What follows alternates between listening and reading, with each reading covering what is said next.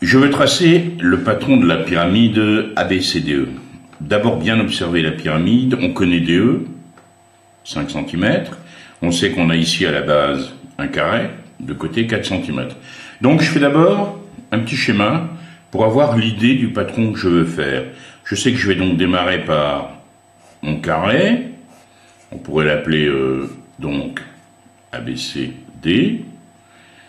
Et puis, dans notre tête, on essaye de déplier cette pyramide. On va avoir un triangle rectangle ici qui va partir comme ceci.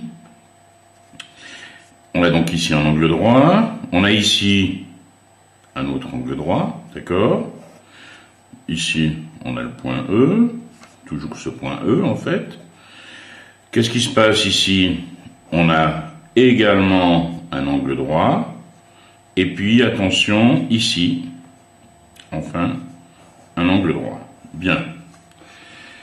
Alors, quels sont les côtés égaux? Je sais que celui-ci, c'est-à-dire les 4 côtés de mon carré, sont égaux.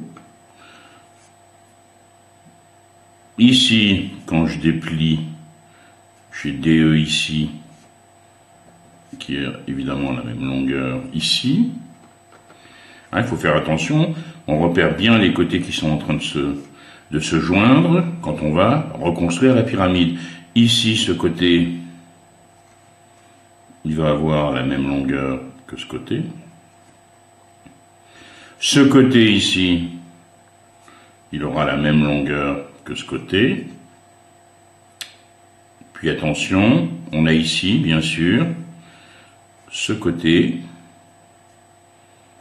qui va avoir la même longueur que celui-ci. Donc, toujours avoir ce petit schéma en tête quand on va construire maintenant la pyramide, ou plutôt le patron de la pyramide. Je vais donc commencer par faire un carré de 4 cm de côté.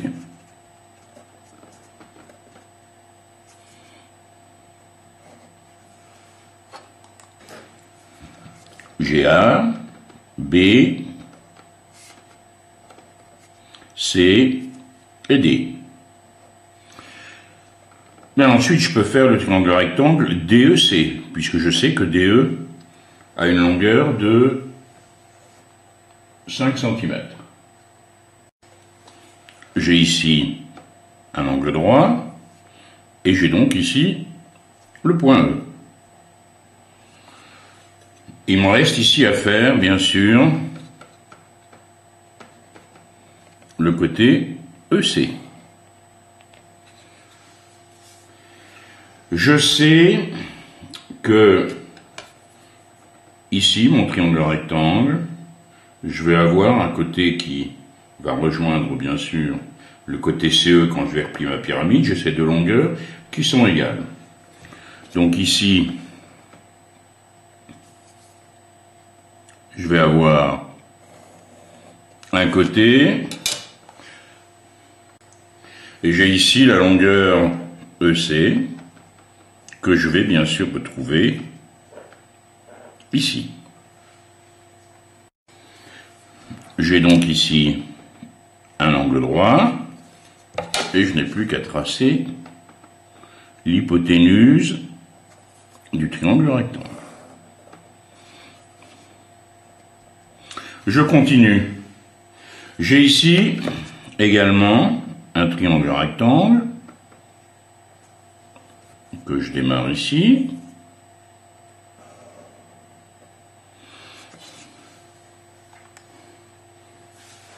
Et je sais que ici la longueur de B, je vais la retrouver bien sûr ici. Je trace ensuite bien sûr l'hypoténuse ici du triangle rectangle. Il me reste le dernier triangle rectangle à tracer.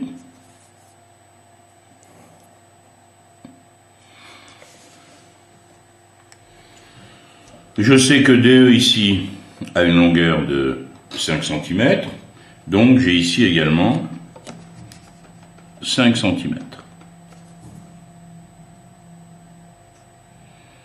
Il me reste à faire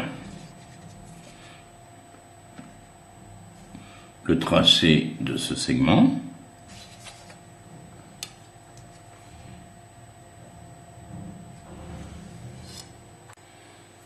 Et j'ai donc ici le patron de la pyramide. Donc toujours faire un petit schéma, bien réfléchir aux longueurs qui sont forcément égales quand on va replier les différentes faces de la pyramide. On veut tracer le patron de ce cône. On sait qu'ici la hauteur est de 4 cm. On a ici un cercle dont le rayon est de 3 cm. On a bien sûr ici ce qu'on appelle une génératrice. On peut tout de suite calculer la longueur, ici, de cette génératrice. On a ici un triangle rectangle. On peut donc appliquer le théorème de Pythagore. L au carré égale 4 au carré plus 3 au carré. Est égal à 16 plus 9, c'est-à-dire 25. Donc, L égale racine de 25, soit 5 cm. Intéressons-nous maintenant au patron de ce cône. On sait que la forme du patron d'un cône est de ce type. On a ici un arc de cercle, puis on a bien sûr ici le disque de base. Bon, pour le disque de base, il n'y a pas de problème. Je connais son rayon, il est de 3 cm. Ici, cela correspond à une génératrice. On sait qu'ici, on a bien sûr 5 cm, et ici également 5 cm. Et on a ici un angle que nous allons appeler alpha, que nous ne connaissons pas. C'est cet angle qui m'intéresse maintenant. Regardons bien le patron du cône.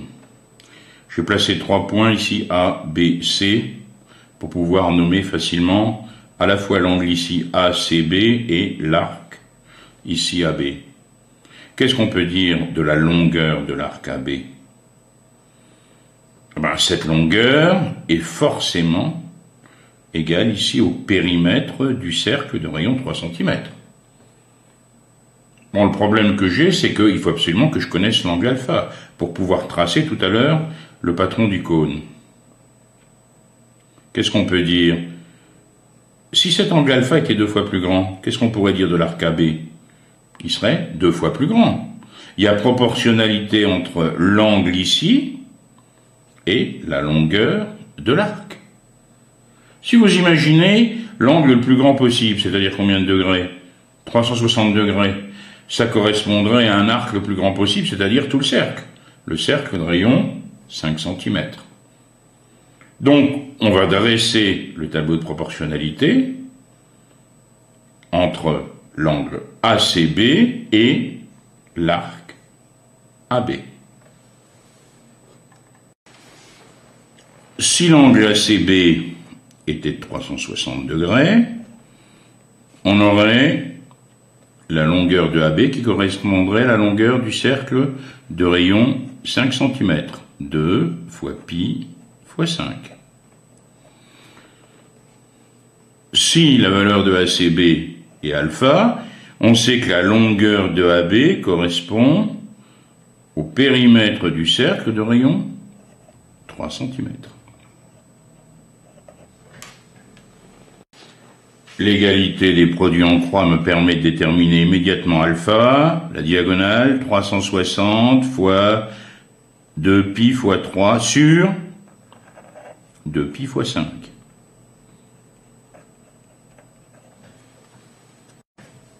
Et donc égal à 216 degrés.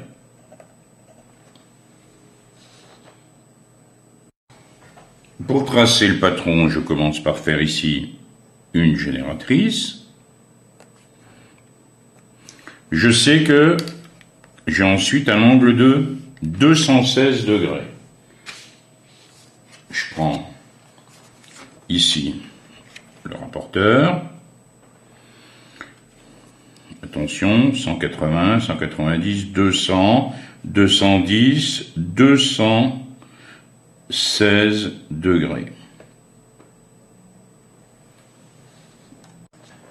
Je trace ici une autre génératrice de 5 cm. Je vais à présent tracer l'arc de cercle.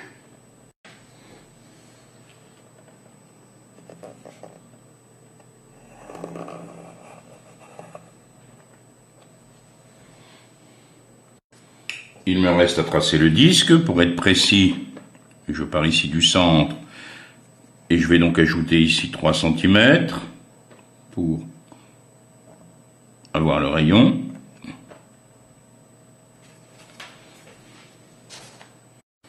Je n'ai plus qu'à tracer le cercle.